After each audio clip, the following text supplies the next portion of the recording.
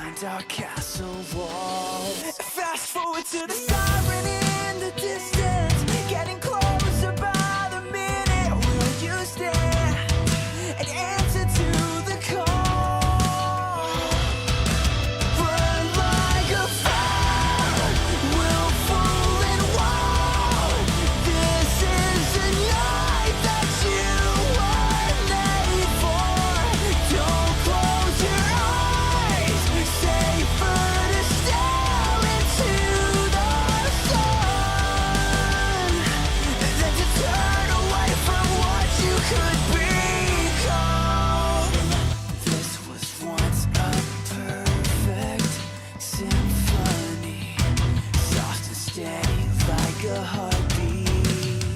But these notes turn distant and sour, getting violently devoured. So will you stand or let the curtain fall?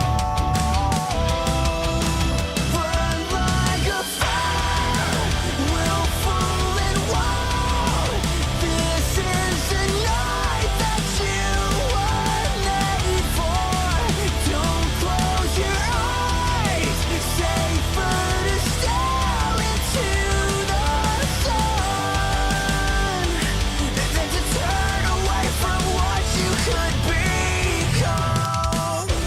The time has come to stand and fight for what you believe, for what you believe. The dark will fall and we will rise. Like a fire, willful and wild. This is the night you were made for. Burn like a fire. This is the night that you were made for. Don't close your eyes, safer to stare into the sun than to turn away from what you could be.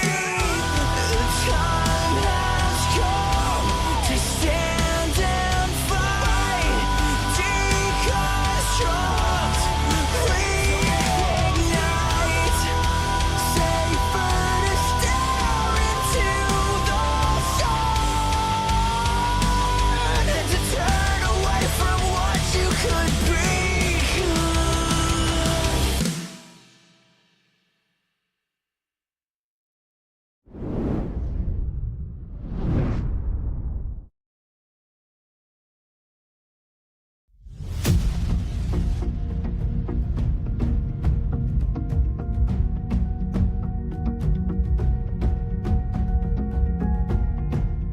Live from iRacing's virtual Watkins Glen International, we say good evening, sim racing fans, and welcome to round 19 of the 2023 Full Throttle Real Sim Racing Cup Series.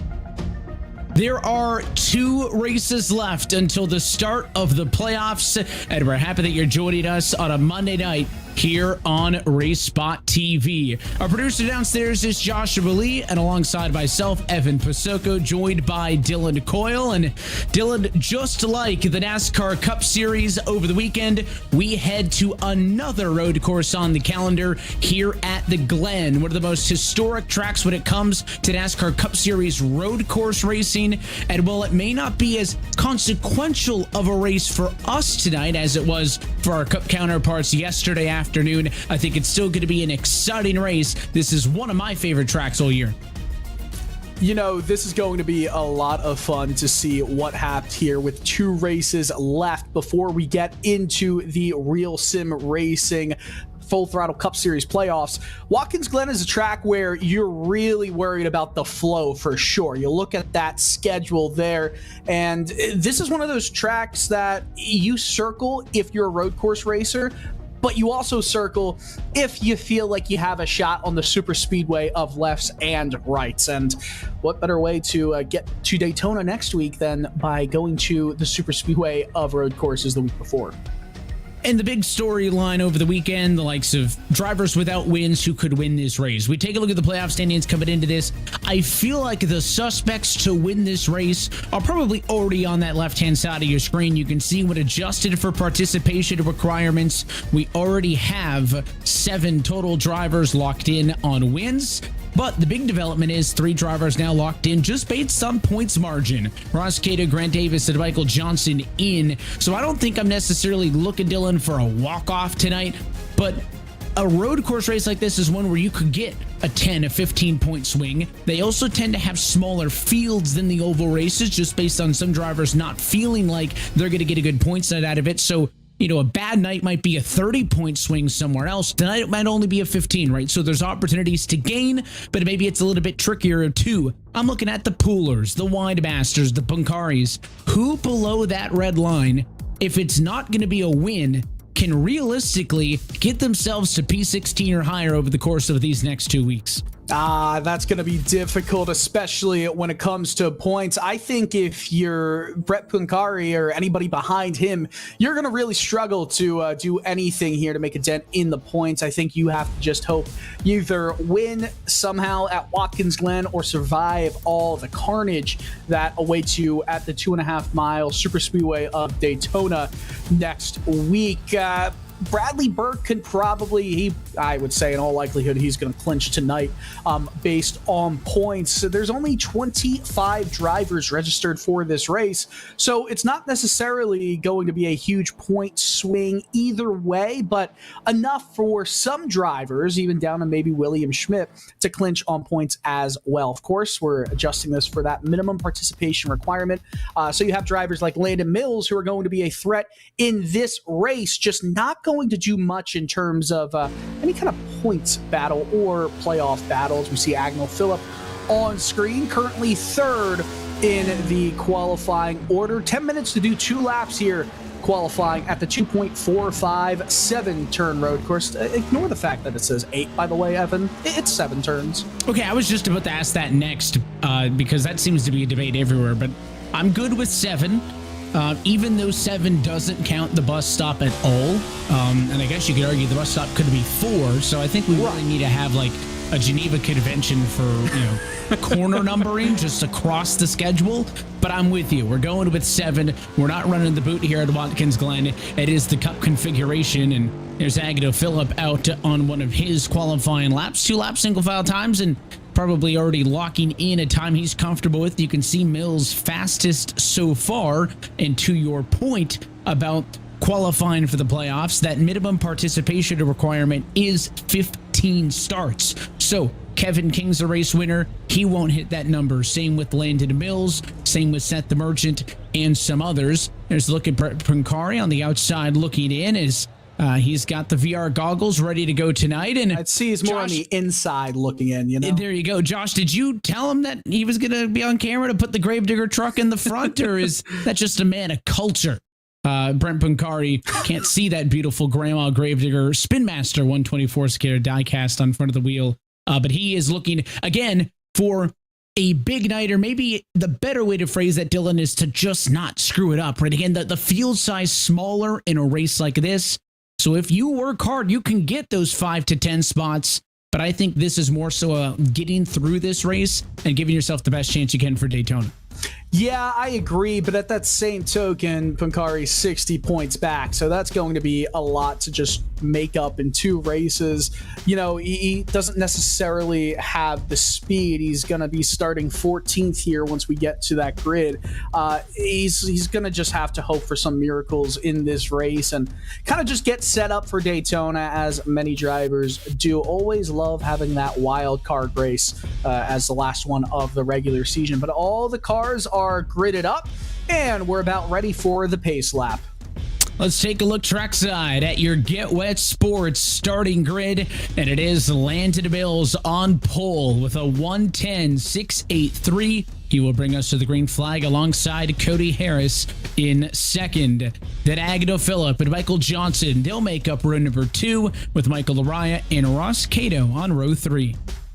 Continue going down the leaderboard with Kyle Trudell, the start on the right side of row 4, while William Schmidt will be in 8th. Schmidt, 66 points, good on the cut line. Gregory Shaw in 9th, rounding out the top 10. Bradley Burke, who is so close to clinching his spot in on points as well, just needs to finish the race clean and green. Sam Nieto, who is also looking pretty comfortable at this point, in 11th, with Richard Woodruff in 12th, the row 6.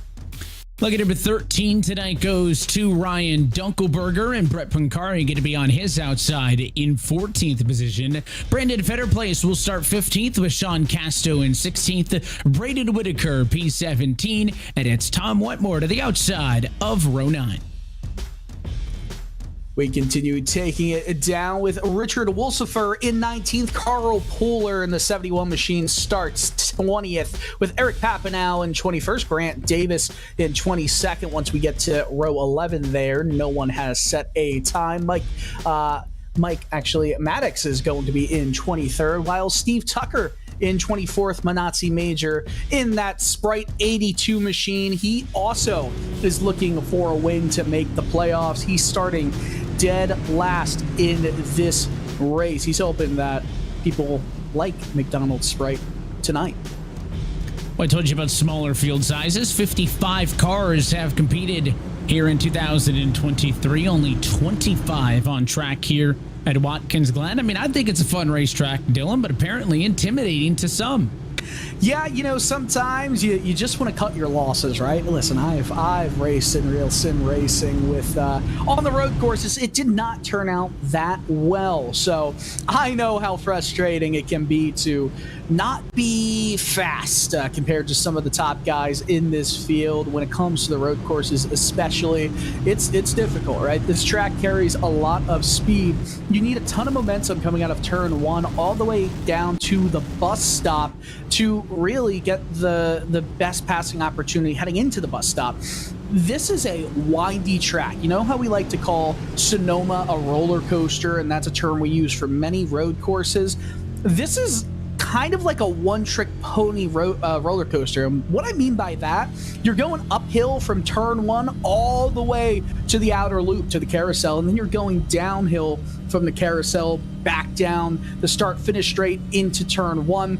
Great passing opportunity in turn 1. Great passing opportunity right here, the penultimate corner. We see everyone just getting warmed up. We saw those pedal cams. It's going to be fun to watch throughout this race. Landon Mills on the pole. He won yesterday in the PRL race. Started 19th, made up 13 positions on the first lap. It's going to be a ton of fun, Evan.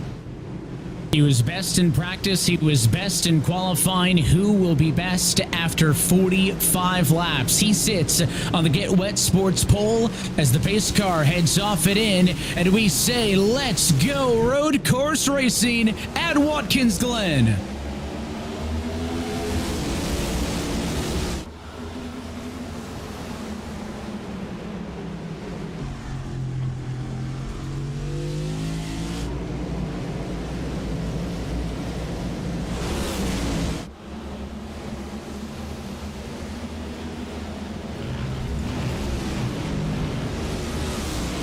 Oh, we got a spin. The 34 will get hit from behind, and they're piling up in the S's.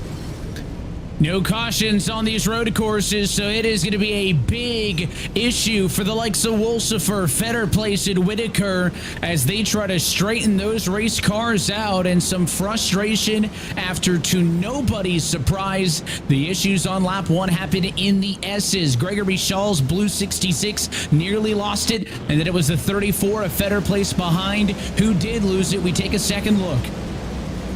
Yeah, just a chain reaction. Nowhere to go. You're carrying so much speed.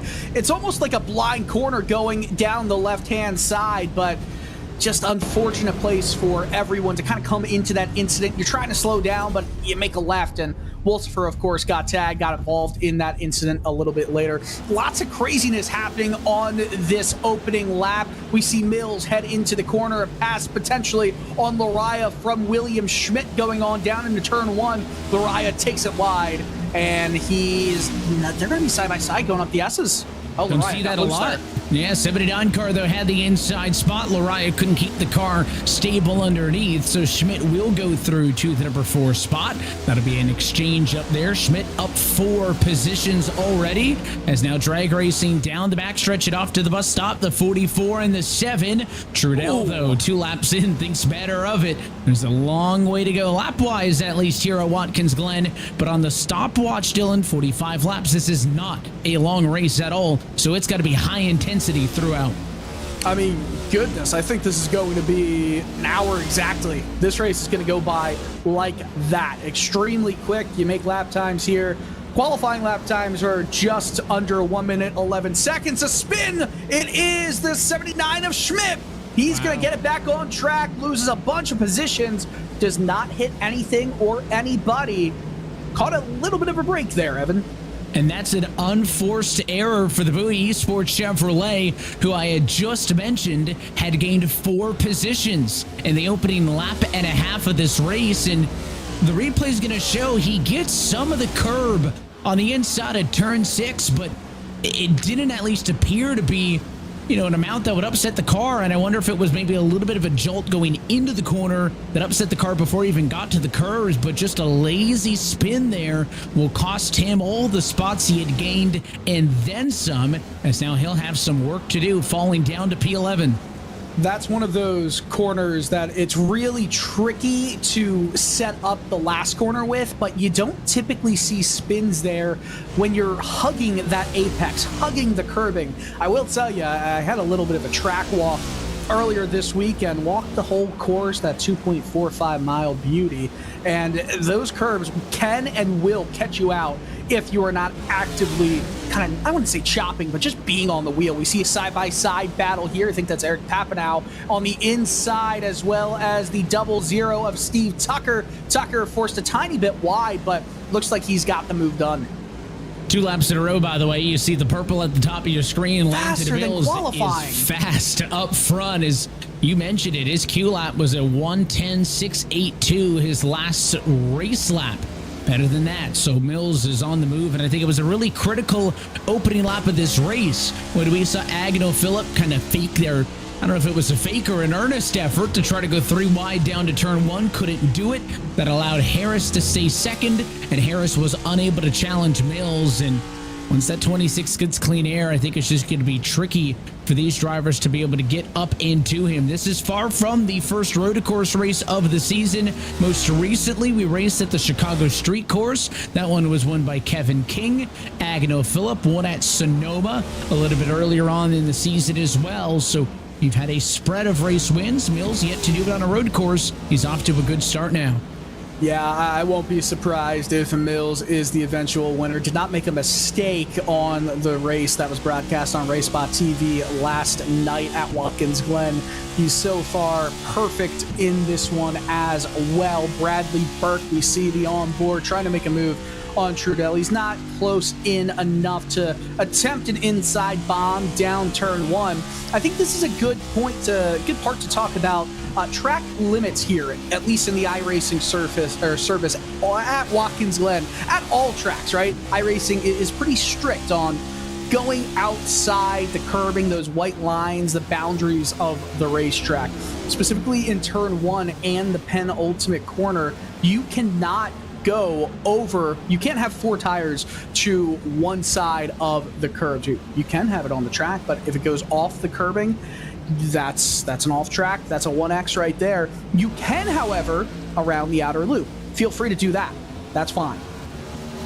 And that's worth noting because with no full course cautions, you may think, well, there's no way for these drivers to earn penalty points, right? We talk about not screwing it up in this race. Well, penalty points are assessed on road course races in the Full Throttle RealSimRacing Cup Series based on incident points. If you get 15 incident points, you get a penalty point. That means if you get 30, you get 2. You get 45, you get 3, so on and so forth. Eventually, you get too many of those, you might not be racing next week, as we see the Get Wet Sports 95 of Burke down to the inside. He will complete that pass on the 7 of Trudell, and he will take over the number 5 position on track. Good as time as any reminder that Get What Sports is the world's first digital content library that showcases and celebrates creators of all sizes and backgrounds, including iRacing, military gamers, and women in gaming. Getting listed is free. Find out more at getwetsports.com and start on your content creation journey today. Here's the look at him as he looks for the next car in line, eyeing down the 44 of Michael Lariah.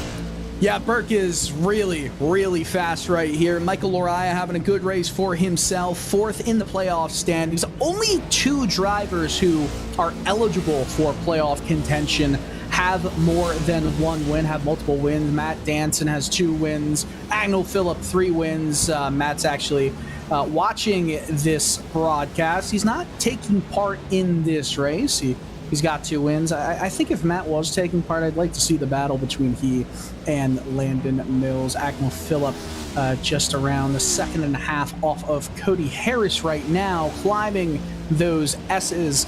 It's really quite the sight, and just seeing it on camera doesn't do it justice for how much of a climb there is up to the end of the S's, and it's still a big climb down this straightaway. It's kind of breathtaking, and you know, I'm not the fittest person out there to make that walk, but I did it, Evan.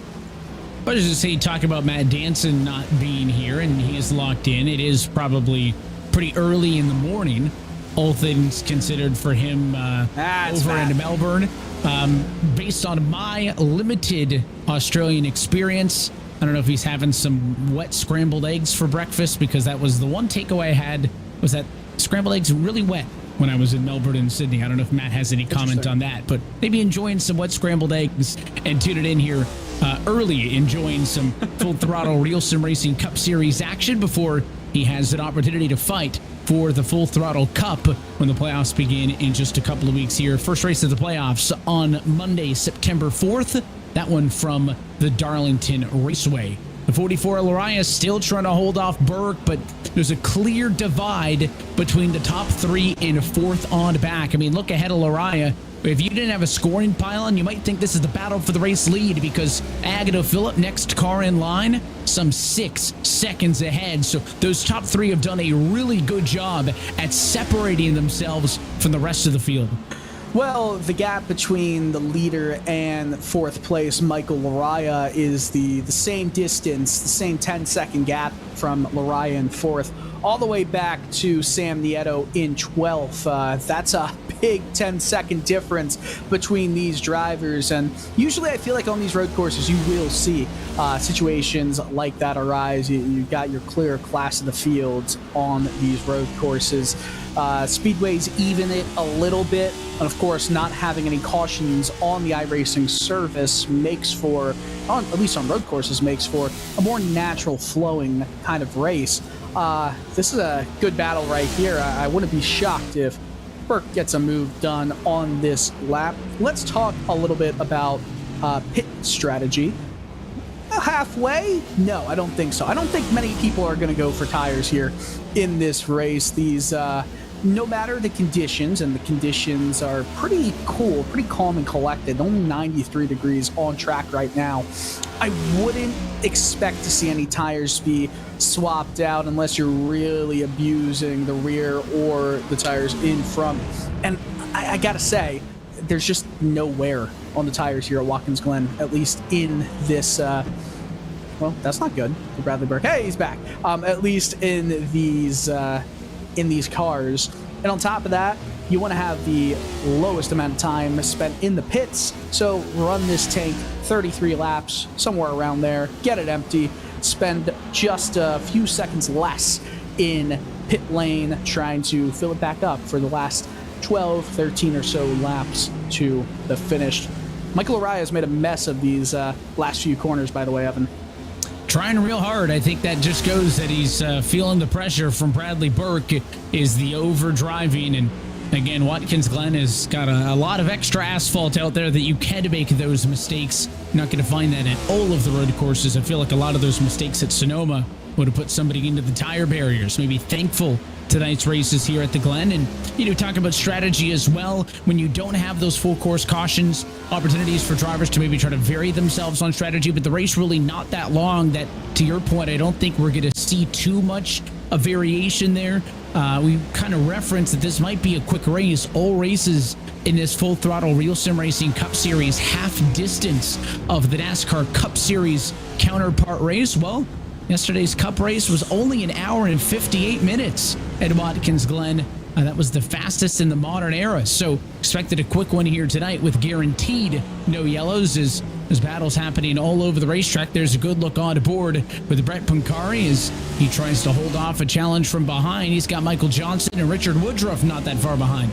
Yeah, Michael Johnson actually started in fourth, but guess what happened? He did not make the starting grid, so he started from pit lane and has been crawling his way all the way back, now up to 14th. Took advantage of the mistake from Richard Woodruff just a moment ago in the outer loop and is now chasing down Brett Pancari for P13. You know what's crazy to me about this weekend, with it being an hour and 58 Cup Series race and of course the quickest in the modern era, how often do you see the Xfinity Series race go longer in terms of time than the Cup Series race? I don't know the exact length of the Xfinity Series race, but it was longer and we had more cautions. The racing was better. I agree. I agree. I very much agree there. Might not have been the best result for all three of our College racing cars, but it's fair. At least number 16 with Chandler Smith got a pretty decent result after going a lap down at one point as Burke tries to send a lunge in there. Does not work. I don't know why the Xfinity race is 82 laps and the Cup race is only 8 laps longer here. Some interesting ones, at least on the oval side of things. Things have, started to trend towards the 400-mile distance. So obviously here on Monday nights, a couple of shorter races in the 200-mile, but it seems like everything's getting shorter, right? The NASCAR Coca-Cola iRacing Series races a little bit shorter. Some of the Cup stuff getting shorter. Maybe trying to, match timeline-wise to, basketball and to an extent, baseball. Hockey. Look at that. Shorter. Baseball is shorter, but still a little bit longer than most. Is Richard Woodruff is going to start dropping down the leaderboard on the left-hand side there. I don't know what happened with the 27 car. He just kind of plummeted at a 15th. Tucker and Casto's names have both overtaken him, so we're trying to get an update from the 27. But that is not good for Richard Woodruff. Heavy damage on the left side of that race car. You remember Jimmy Johnson back in the old Busch Series? Well, who could forget? It doesn't look exactly like that, but the end result is very close to each other. Heading down into turn one, you're going really downhill. The lowest part of this course just completely misses his turn in. Huge hit, and there's no give in these tire barriers. It's just a solid wall here at iRacing, and he is slow around the course. I don't know how he's going to even have any chance of finishing this race. Of course, Woodruff is just trying to get some good results here for the end of the regular season. That's not fun. Yeah, I mean, to be fair, I guess the instructions were unclear because it is the Full Throttle Racing Cup Series and a little bit late on the brakes. How many times do you use that? That's actually the first time, I think. That's more of a Terryism, I'm sure. Give credit, though, to Richard Woodruff. I mean, he's taken this car all the way back around to the race, around the racetrack to pit road. It may be just to park it for the night because, again, that is significant damage. The left front on that car is no longer turning. He was maintaining, had started this race in 12th, was 15th at the moment of the incident. So I don't know how much is going to be left in tonight's race for Richard Woodruff, but a tough end for the RW Dynamics Toyota Camry as it finally limps its way to pit road. He is the fourth car to fall off of the lead lap tonight. Brandon Fetter Place is the other, who is 5 laps down in 23rd position. That race car's got a little bit of damage on it. And then already 2 cars to the garage. Mike Kaczynski's gone to the garage. His night's going to end in 24th position. And Gregory Shaw is out of this race as well. He will end in the 25th spot as We update you on who's out and take a look at the live standings right-hand side of your screen. We talk about, will there be any big swings? Tucker was the last driver in entering tonight. Papado, the first driver out. No major swing yet on that bubble.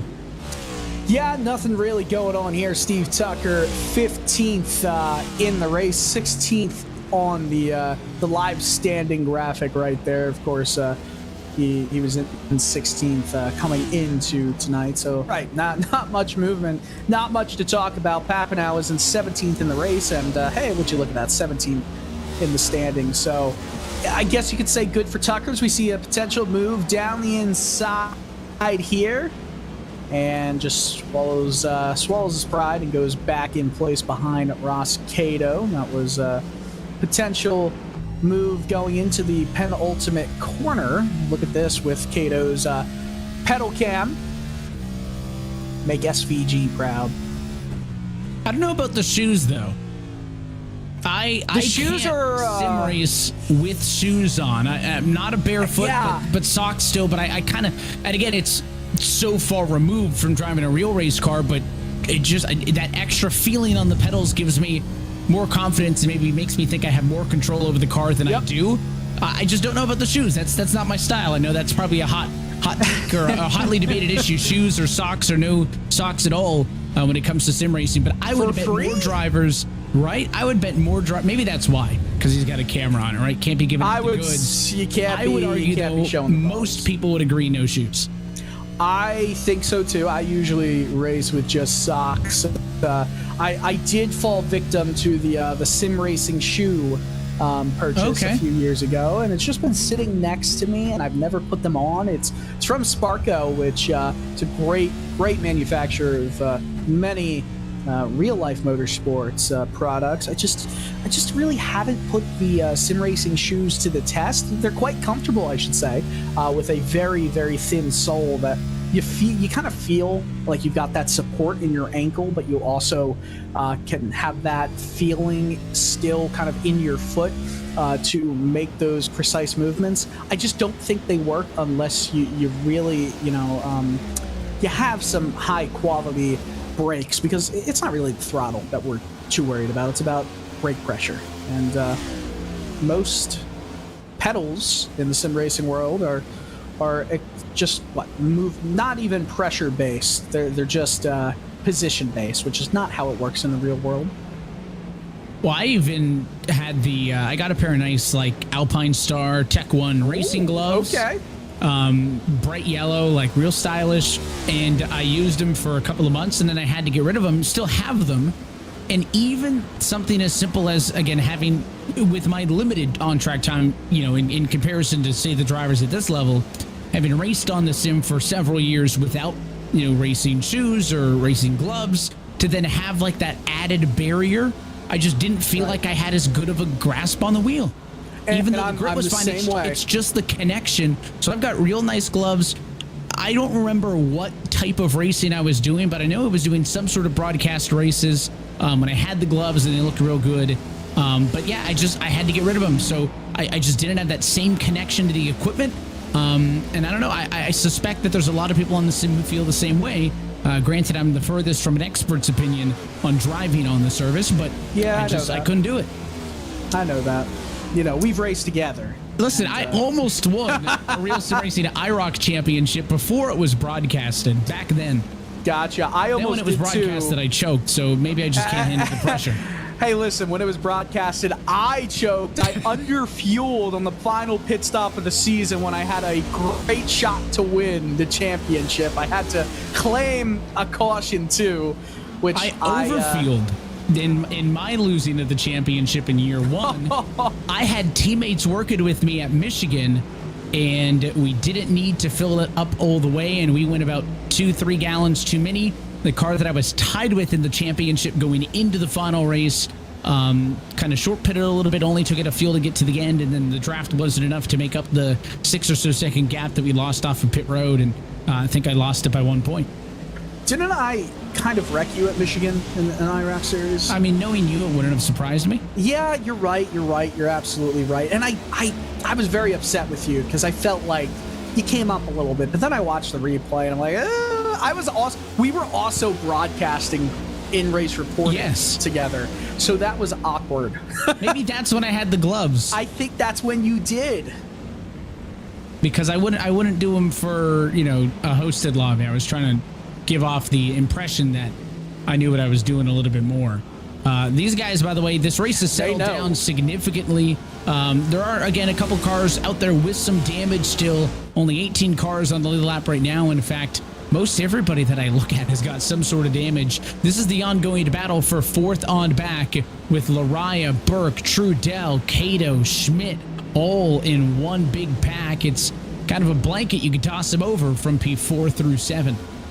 Yeah, this is called a blanket, call it a hornet's nest. It's a good one. Battle. Yeah, we like those idioms as Burke kind of locks up the right front tire, and Michael Lariah goes a little bit wide, but not enough to get a 1X and go off track. He'll climb up the S's and lose some speed. Now, what's really interesting about the S's, especially in these cup cars, are that you really have to utilize the entire width of the track there, because when you're making that right-hand turn, you're hugging that apex. You want to swing it all the way back to the left-hand turn, but then right when you hit that apex, you're shooting back to the right. You're like almost on rails, right? You take your foot off the throttle, you're going to lose so much time heading to the bus stop. But if you go a little bit too fast, if you clip the curbs a little bit too much, get the car unsettled, well, you're going right into that that barrier that is very close, and it's reminding you that it's there at all times as these cars, these drivers come out of the final corner, that small uphill run downhill now into turn 1.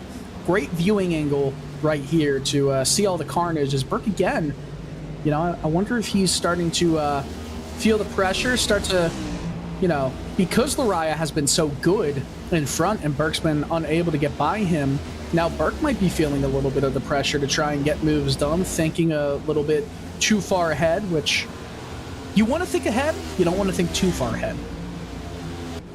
Yeah, that's the key. I mean, this race almost at the halfway point already. Again, it is not going to be a long one on the stopwatch, and there are going to be limited opportunities to make some moves, and this might be a big domino to fall here because Lane to the Bills is chugging along to a 7+ second advantage.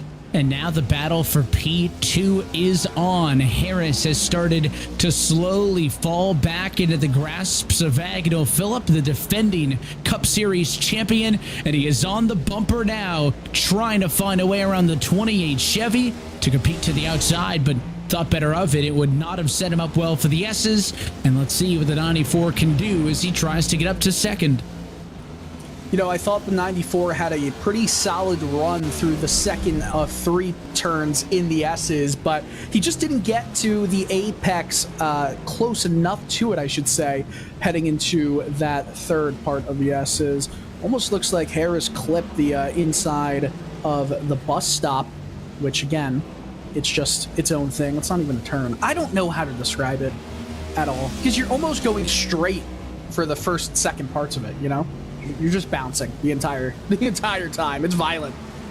It's a fun corner to watch, especially in the real world. Guys kicking dirt up and kind of making it sloppy down at that end of the racetrack. It's a fun corner. You know, not necessarily apples to apples when you compare it to the bus stop at the backstretch at Daytona.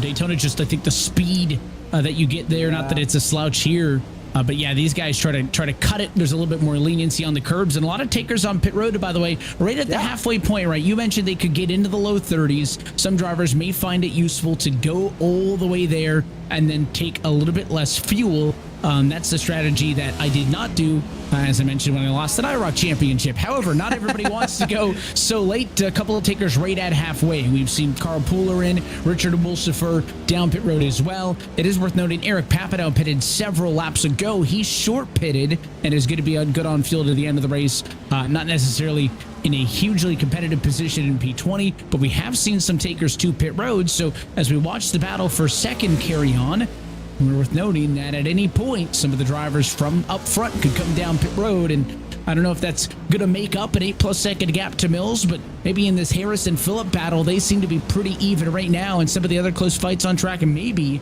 getting a pit stop out of the way, getting some clean air to try to jump over your rival could be a good call. I think Agno Phillip may be faster than Harris at this point, but he can't really make that pass stuck in the wake of the 28, right? Could it be advantageous for him to maybe pit a little bit earlier and then get a clean outlap in there to push and try to leapfrog the 28, but we'll see. Yeah, I don't quite know the thought process behind that decision to come down early for a few of those drivers. None of them actually changed any of their set of Goodyear tires. They didn't put on fresh rubber at all on either left nor right sides.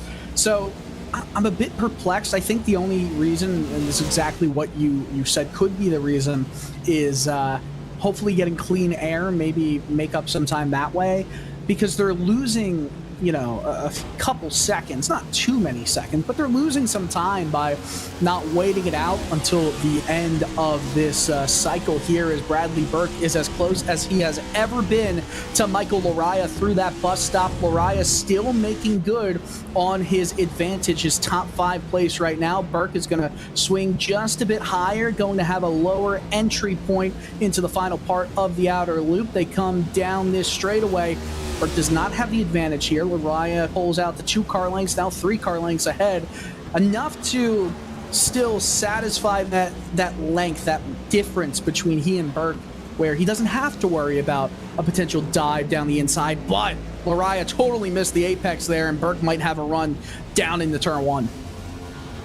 Burke's going to be a little bit faster for the run to turn 1. Only about a mile an hour, though better, and not enough to make a dive off and into the corner. So Lariah will continue to defend, and the battles for 2nd and 3rd, and this one for 4th and 5th will continue for another lap, as we are now past halfway home in this Watkins Glen 45, the penultimate race on the regular season for this Full Throttle RealSimRacing Cup Series. In one car smoking it up against the barrier there. We saw it on the exit of the S's. That's Richard Wolsifer, who was taking the tow to pit road.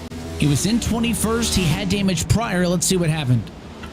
Heading up the S's, so far a pretty decent line. A little, yeah, so exactly what I was talking about. He did not, oh, that's a huge hit. And that's pretty much race over there for him. You see the smoke coming from the engine. He didn't get as close as possible to that second turn in to the left, and because he didn't, he just swung right back into the inside wall, trying to just get the car turned. And, well, you got to use all that track width. Was not able to do so, and obviously that is race over. Michael Lariah goes really wide. Bradley Burke, though, goes wide and loses it. He backs it down, gets it going again. He might get overtaken by Ross Cato. He does. Cato now in 6th. That is battle over.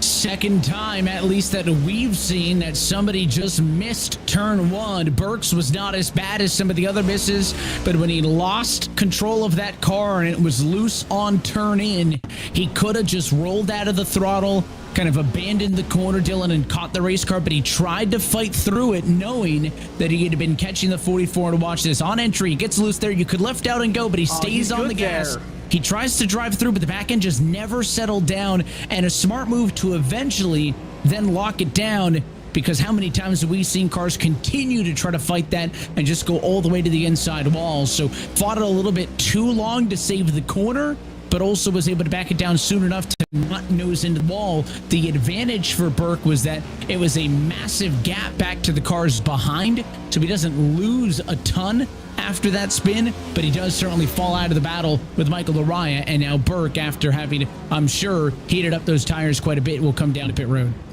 Too long to save his position, but too late to wreck himself into the inside wall. You know, it's a work in progress, as Burke will come down into the pits. Ryan Dunkelberger will come down as well. Dunkelberger came into this race 22nd, very close to just complete elimination on points from the playoffs, needing a win either at Watkins Glen here or at Daytona, as we still see that battle between Cody Harris and Agnel Phillip. there is a lapped car in front of these two. They're going to keep it on the racetrack, and lapped car is going to just let them go by. That's Manazzi Major, who started last and really has not had a banner day going for himself. But once again, Phillip and Harris head into this corner. Phillip not using any of the curb on entry, uses as much curb as possible on exit. Let's just watch. Look, they just barely tapped their right side tires on the inside curb. Phillip kind of missed it. Harris did not. And they've got to use all the track. Find that so exciting, but so scary if you're driving and if you're in a battle like this. And then just look at them fight through the bus stop. It's almost like, you know, you could say it could be 4. It's almost 2, right? You make the one turn in, the one turn out, and you use every inch of the curb, sometimes maybe a touch more than that.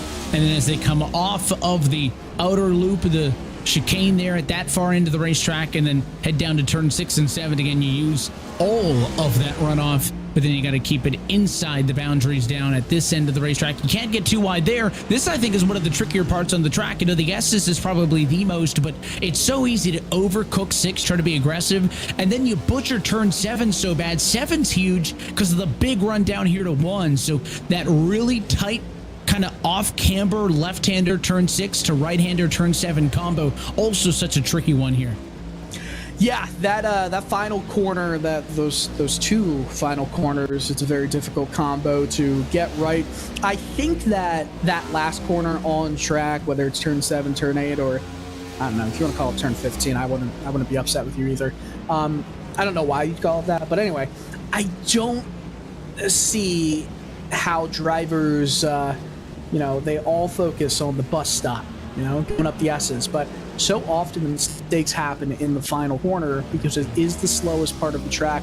It's very banked, but the curves are not banked. So you kind of have this weird moment where the curves are kind of flat and horizontal with the horizon.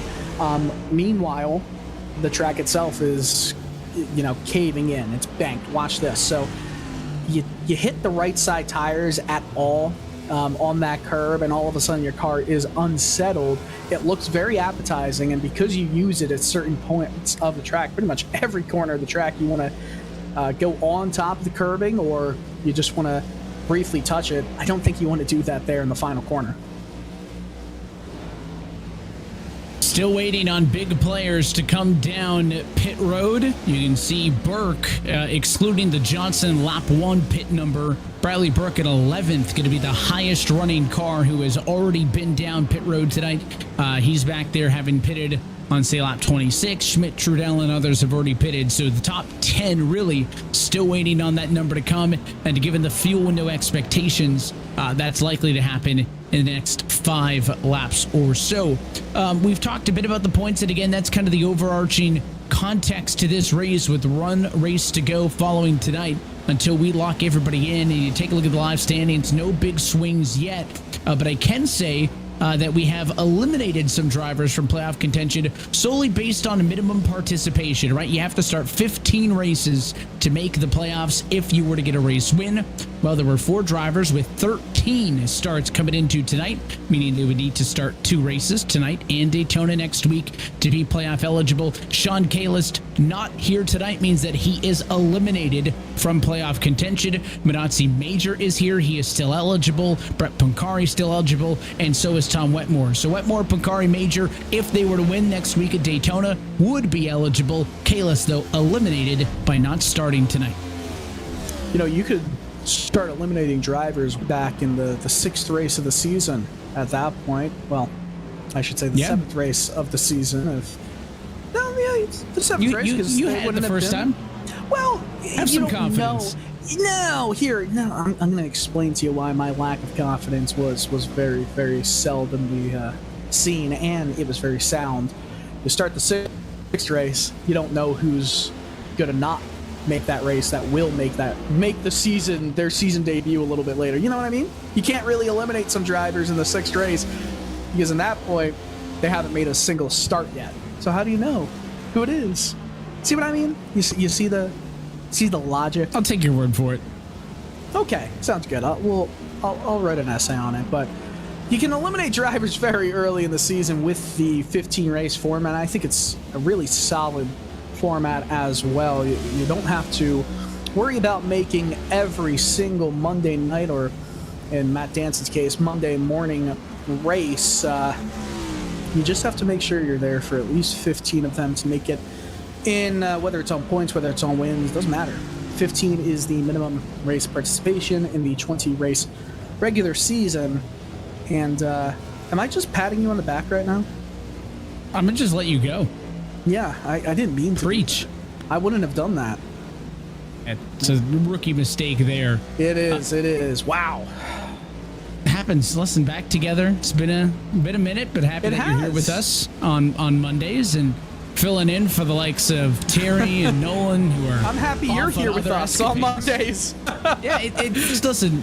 Josh will, I'm sure, complain that Josh has had to jump into the booth and produce simultaneously at times. But Phillips jumping into the pits, by the way. Smoking up the tires too. So that's an aggressive pit entry. It's kind of a sleeper, tricky pit road entry here at Watkins Glen. The 94 is able to do so with relative ease, but again, you did see a lot of smoke as he locked 04 up, and he's going to be the first driver from the top 8 to come down pit road in this race. The 44 Lariah going to drive on through. No dice for him. Ross Cato continues on through as well. And as Agnew Phillip slowly creeps down pit road, our suspicions will be proven true. It is fuel only for the 94 Chevrolet, and he is back out on track as Tom Wetmore comes down pit road as the second biggest mover in this race. How about Tom up 11 spots before he decided to come down pit road, second only to Grant Davis, who was up 15 spots on the night. So a good night for the 51 team. Tom Wetmore had a big finish last week to get him some comfort above that bubble on the playoff cutoff, and he's doing a good job of making sure he doesn't slide into the danger zone spot, because I think really, Dylan, what we need to look at tonight as we take a look at a couple of cars fighting off to the bus stop is that we're not likely, I think, to see a swing on the bubble, right? 16th and 17th, they were 25 points apart, what have you. But that means that going into Daytona, if we were to have a new race winner from below the cut line, 16's the hot seat, right? That's a more interesting fight. Tom Wetmore, Steve Tucker, 5 positions apart. If you're 15th, if you can finish 15th, you're going to make it in on points. 16th would only be the danger spot. You can't beat P16 at Daytona if there's a new race winner, and Wetmore's doing a good job of furthering his gap over Steve Tucker in that battle, which I think is something pretty critical to keep in mind. That is a great point. It's kind of the situation that was happening in the Real Cup Series as well. We got side by side between Johnson and Wetmore. Remember, the tires, even though Wetmore is coming out of the pits, the tires don't really matter because they didn't change tires, as Johnson will just easily keep that spot. Easily is a very big stretch of what we just saw right there. But you're right. Battling for points and battling to not be 16th by the last race of the regular season is a very intriguing battle. I think it's underlooked because strategy still has to be played out there if you are within, a relatively unsafe distance from the driver in 16th in the standings. Wetmore is definitely doing a good job at separating himself from any position, but who hasn't is Brandon Fetterplace, and Fetterplace is still on track 6 laps down because he knows he needs all the points he can possibly get in this race to keep it from being disastrous. Right now, Fetterplace was up 48 points on the cut line, and luckily for him, Eric Papanow has not made much of a dent. He's only 3 positions up from Fetterplace. Meanwhile, Tom Wetmore, he's making a case for maybe not catching up, but making it a little bit nerve-wracking on Fetterplace. He currently sits 14th and Wetmore 15th. I think it'll still be that way by the end of the race, but not as far apart heading into Daytona. But hey, you just need to be 15th in points with a sizable gap back to 16th to feel a little bit at ease, but I don't think anybody feels comfortable around Daytona. The big thing is you got to be 15th at the end of the Daytona race. So Tom Wetmore could do everything he can to stay P15 tonight, and that is great. If he could grow his 5-point gap to the bubble driver, Steve Tucker, to 10, I mean, that's great. But you still got to stay P15 or higher through the end of the Daytona race. And I think that's going to be the tricky challenge, is just how much of a mess that race could potentially be. So I mentioned that we've eliminated Sean Kalis from playoff contention just based on minimum participation. We're also going to lock some drivers in based on tonight's race, right? 42 points is the maximum amount of points that you can score in a full throttle RealSimRacing Cup Series race. So you need to be more than plus 42 to the cut line if you want to be locked in. And that means that realistically, Bradley Burke, William Schmidt, Sam Nieto, Brandon Fetterplace could all be locked into the playoffs when this race is done if they are more than 42 above the cut line.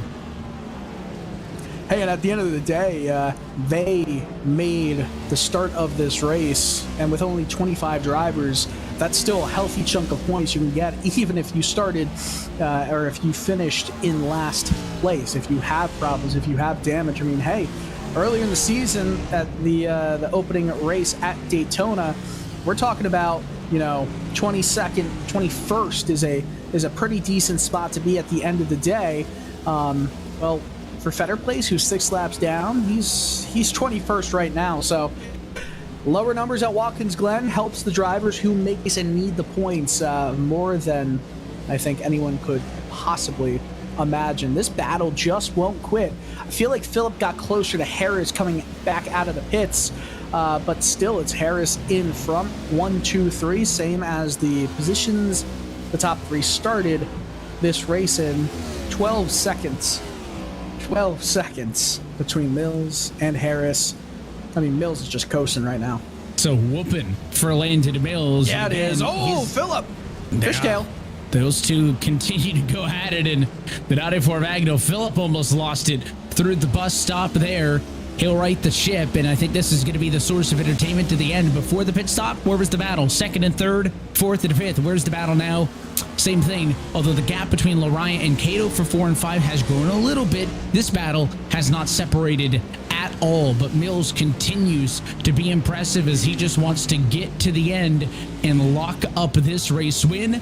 Well, these two are going to be driving aggressive, trying to get that second best spot. Only 4 drivers run in the exact spot now that they did on the grid, and that is Mills first, Harris second, Phillip third, and Brett Pancari, P14, just kind of in the midfield there, maintaining. I've talked about big movers tonight. Grant Davis +9 is the biggest mover currently. Steve Tucker and Tom Wetmore at +8 positions are the second biggest movers. Again, Wetmore and Tucker fighting for 15th and 16th.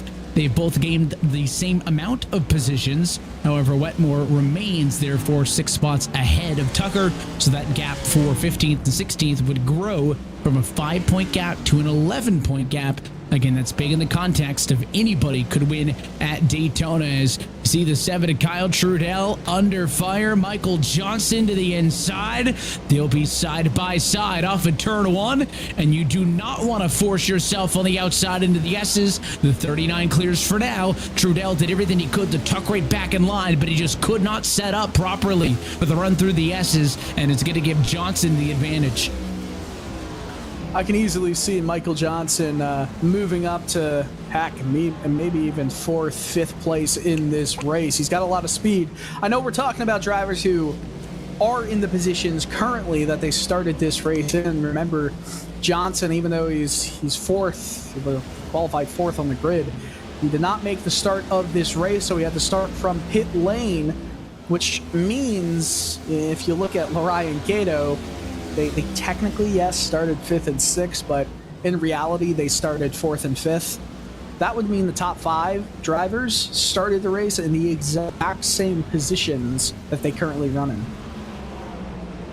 So we'll see if that shakes out to be true, as this race is inside of 10 laps to go from Watkins Glen. It is not the final road course race of the season, as we'll head to the Charlotte Motor Speedway Roval for the final race on the round of 12. That race on Monday, October 9th, right here on RaceSpotTV, and we look to chop down to the final 8. There is a long way to go. A third of the season is the playoffs. 10 of the 30 races on that road to the Full Throttle Cup. So there is still plenty of racing to go here on Monday nights, and with all of your other favorite series that you watch night in and night out here on RaceSpotTV. Again, Bill's still occupying the race lead, a position that he has had start to finish. He has led all 38 laps so far in this race. Not even a pit cycle could shake that up as he looks to get his second race win of the year. Not playoff eligible, though,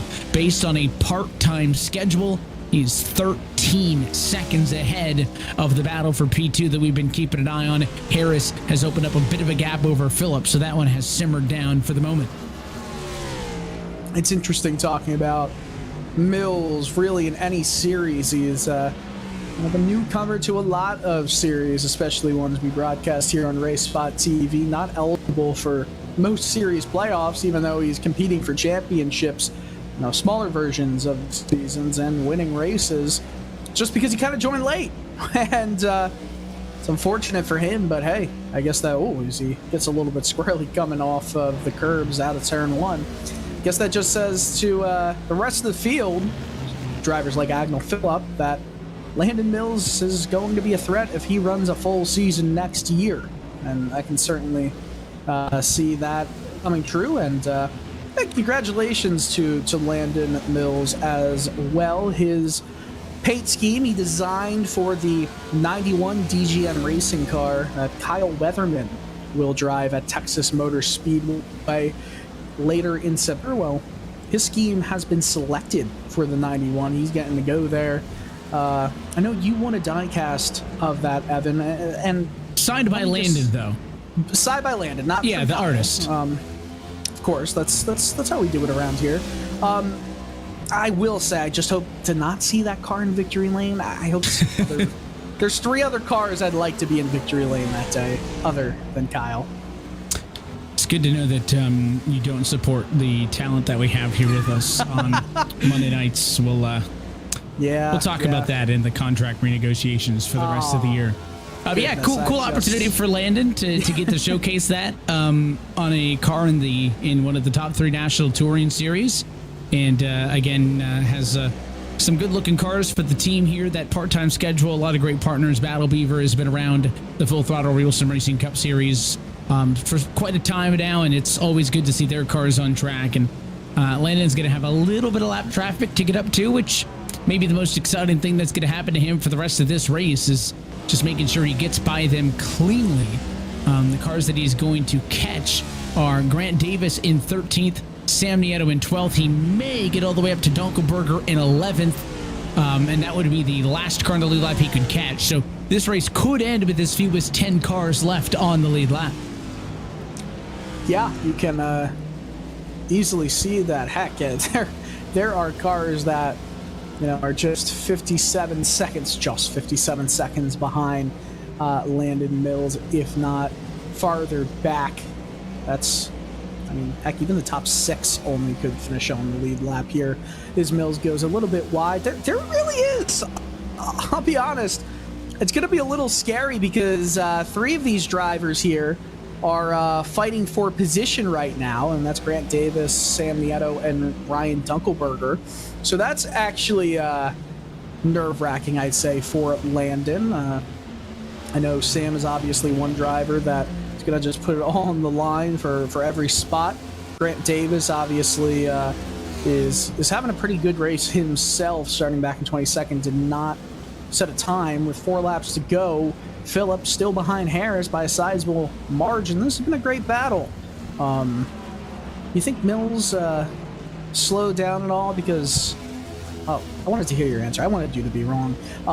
3 of his 4. Actually, let me just say this: 6 of his last 7 laps were faster than his qualifying time.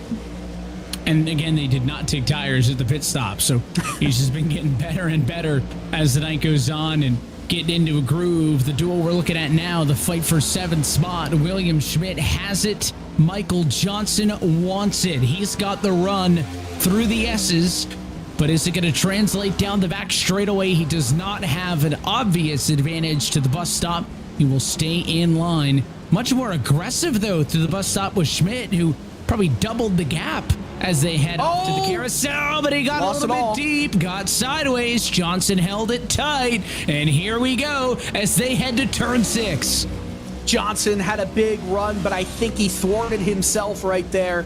Did not go as wide as he possibly could. You can use all of that runoff area outside the outer loop. Did not do that. Cost him a little bit of time, but he has obviously closed that gap right back down, coming out of the final corner. Just 3 laps to go for the drivers in this battle on the lead lap right here between Johnson and Schmidt. Laps continue to wind down. You mentioned 3 laps to go. Could this be one of the final dominoes to fall inside of the top 10? Johnson started this race 4th. He is trying to make up positions. Meanwhile, Schmidt started 8th. He's trying to maintain the gains that he has already made. There is nobody else involved in this battle. The next cars are about 6 seconds up the road. Lariah, Cato, Burke, 4, 5, 6. They may have some excitement late, but nothing pressing at the moment. The battle you're watching now, the closest fight on track, inside of 2 to go now. Michael Johnson started 4th technically. Started from pit lane. In reality, we've mentioned that a few times in this broadcast. His progress has been remarkable, trying to move into 7th, which is realistically the highest place he can finish this very, very short race. 45 laps, 2.45 miles around.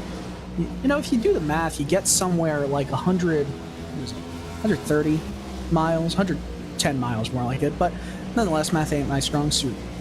Apparently neither is grammar. Johnson tries to close the gap, had a better turn in there, and getting squirrely off corner was Schmidt. We see a little bit back behind these guys is Landon Mills. Ooh, gets a little bit uncomfortable taking the white flag. The 27 car made it interesting of Richard Woodruff. 11 laps, now 12 laps down. Mills, though, has some smooth sailing, should have smooth sailing on this final lap for him. He has just been perfect. Not much has excited him in this race, except maybe for that and the start of it. Just remarkable qualifying pace the entire race. Yeah, you break it down. He's going to go on to win this race by about 14 seconds or so. And, you know, how does that break down over a 45-lap race? That's about 0.3 quicker a lap. Yeah. That doesn't sound like a lot, but when you consider the pace, that's, you know, 0.3 of a second faster than the next closest. I mean, it has really been an incredible show-stopping night for Landon Mills. He will lead every single lap for his 2nd win of the season. Mills dominates for the victory at Watkins Glen.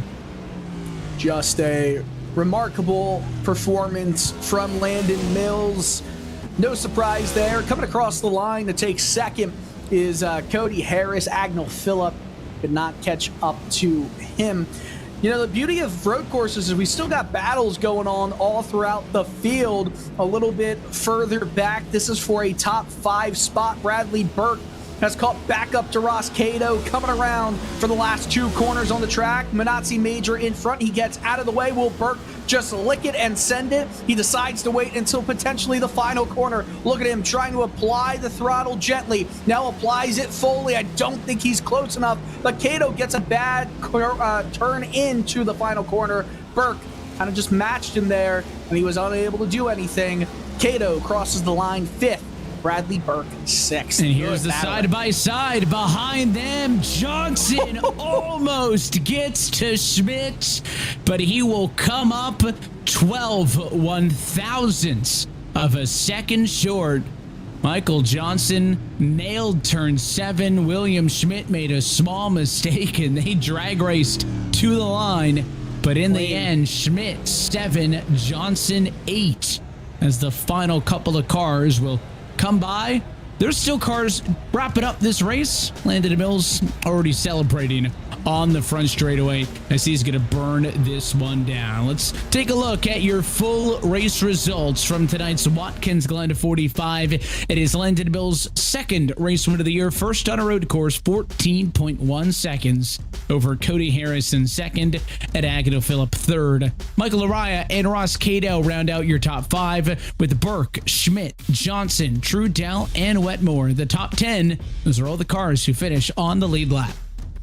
Yeah, and the rest of the cars finished at least one lap down. Ryan Dunkelberger being the first of those cars. Nieto, Davis, Casto, Punkari, Tucker, Papanow, Pooler, all finishing a lap down. Whitaker, the Nazi Major, 2 laps down. Then gets a little bit worse from there for the rest of the field. 21st on back to 25th. Everyone else at least 7 laps down. Fetter Place, Woodruff, Wolsifer, Maddox, and Shaw. So not the race they wanted, but certainly the race that Landon Mills wanted. And honestly, I was not shocked to see that play out. I don't think you were either.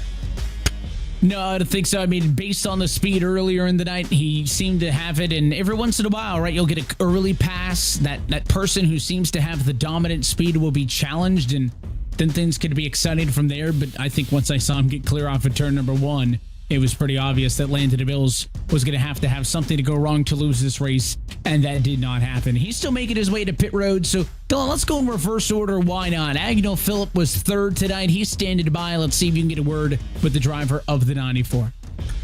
Love to have a moment to chat with Agnell Phillip. Agnell, you put a lot on the line throughout that race. Seemed like Cody just had a little bit here or there, weren't able to get by him. Happy with third?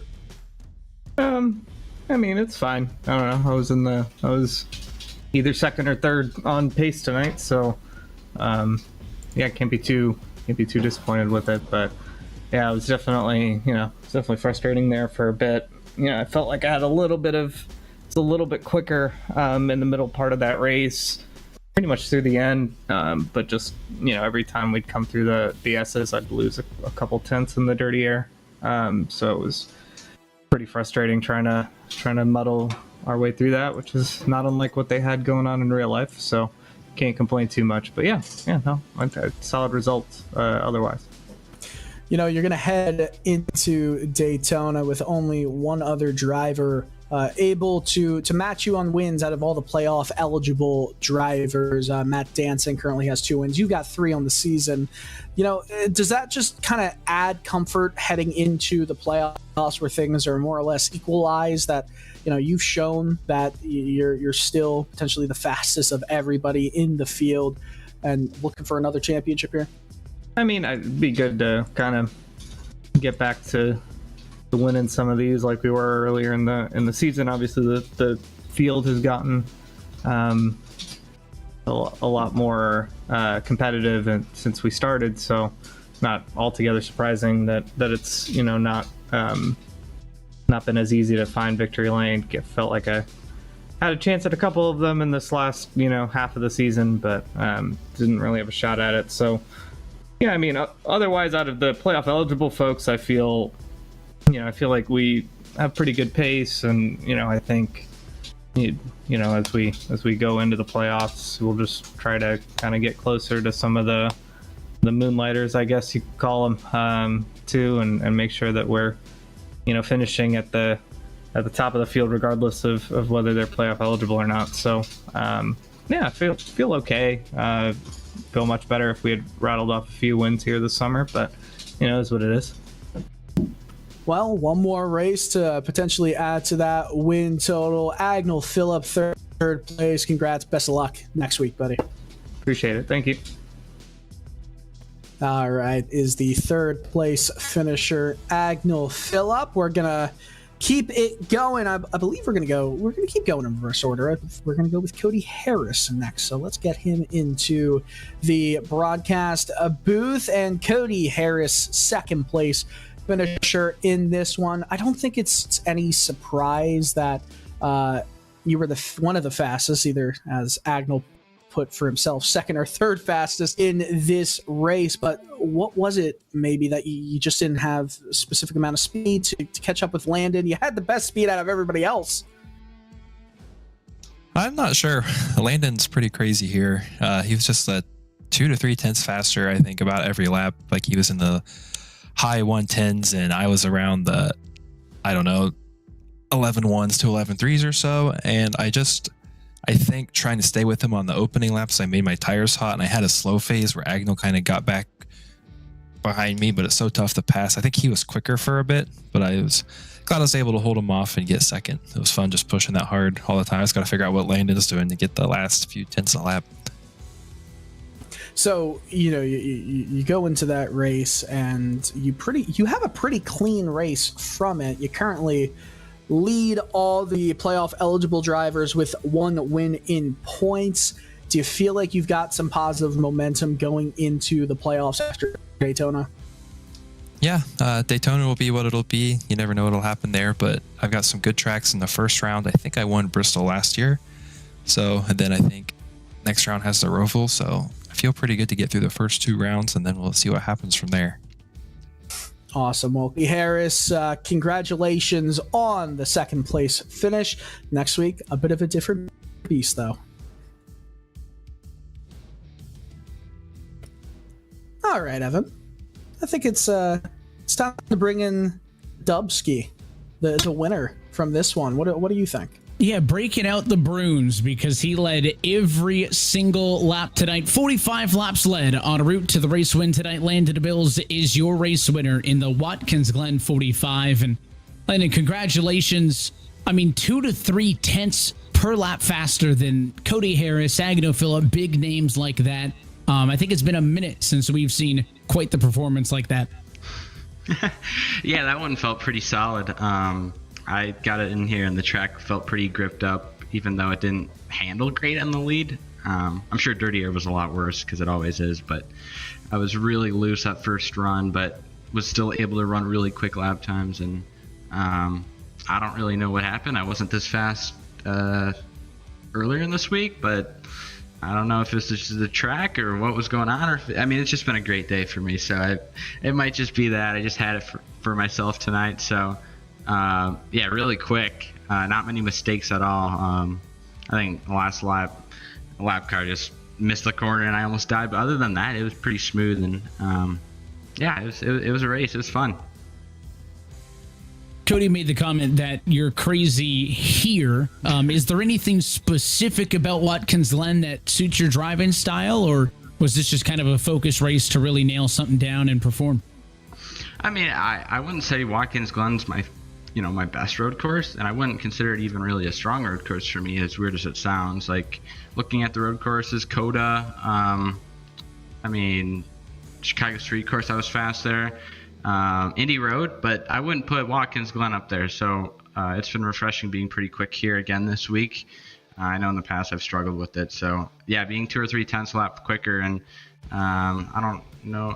Cody was in the 110s too, but I felt like I was in a whole different second bracket a lap, which is really cool. I wasn't necessarily pushing much, so it's good when you have it working with you. But following back on this driving style, I don't know. It handles very differently, and I guess understanding how it's gonna perform with the handling as the run goes on.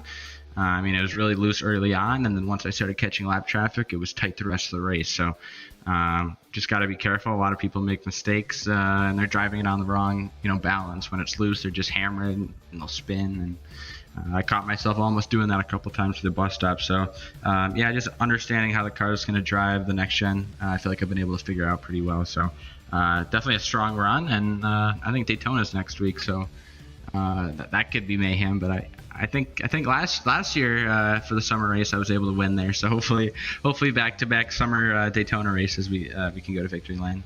I'm willing to bet that there's going to be some drivers who, based on where they sit in the playoff grid and standings, are going to want you to win, because it means no one's going to bump them out, from somebody in the teens in an eligible spot, and then somebody else is going to say, listen, I need that win. So I'm sure it's going to be a real aggressive one. It's going to be a ton of fun to watch, and we will be watching intently next Monday, Landon. But let you jet out of here, though. Before we do, though, anybody want to say hi and thanks to? Yeah, today's been a really special day for me. I got the opportunity to design a real life car. That was a dream for me. So shout out to DGM Racing, Kyle Weatherman, Drive Smart, the whole crew. Really good hands on it, and hopefully moving forward, this is something that will be a continuous thing and a weekly basis to see something like that on track. So shout out to them. Obviously, everybody at the team. Kevin couldn't race tonight, but shout out to all my teammates who were there and really supportive of me. So just in general, iRacing community was great. Got a lot of votes, and thankful for everybody watching and everybody who supports me.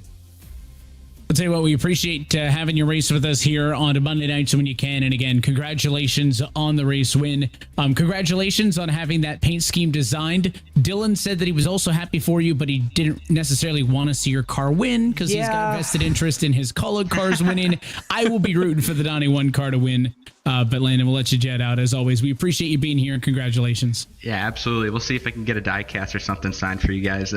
Listen, I got a spot in the background of the shot, so we'll see if we can make it work. If there's a spot open on the shelf, I'm willing to fill that, so I'll see what I can do. Sounds good. Good luck in Daytona. Appreciate it. Thank you, Evan.